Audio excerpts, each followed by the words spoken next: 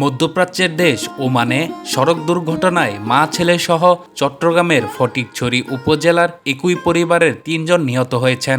এই ঘটনায় গুরুতর আহত হয়ে হাসপাতালে চিকিৎসাধীন আরও একজন নারী ও এক শিশু। গত শুক্রবার বাংলাদেশ সময় রাত ৯টার দিকে ওমানের সালালা এলাকার তামরিত নামক স্থানে এ দুর্ঘটনা ঘটে।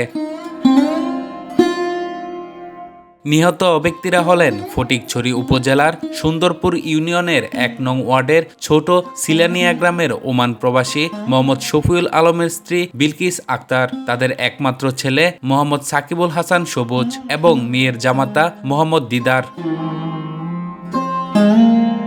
নিহত সাকিবের চাচা জানে আলম জানান, সাকিব নিজের গাড়িতে ভগ্নিপতি দিদার সহ পরিবারের সদস্যদের নিয়ে কয়েকদিন আগে ওমানের রাজধানী মাসকাট থেকে সালালায় মাজার জিয়ারতে যান।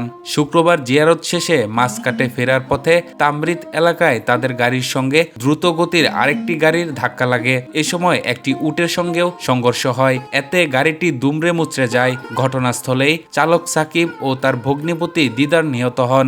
গুরুতর আহত অবস্থায় হাসপাতালে নেওয়ার পথে সাকিবের মা বিলকিস আক্তারের মৃত্যু হয়।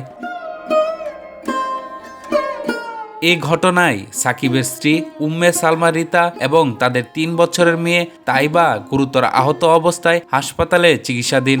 সুন্দরপুর ইউনিয়ন পরিষদের প্রশাসনিক কর্মকর্তা মোহাম্মদ শওকত আলী ঘটনার সত্যতা নিশ্চিত করে বলেন, আইন প্রক্রিয়া সম্পূর্ণ করে নিহত ব্যক্তিদের লাশ দেশে আনার প্রস্তুতি চলছে।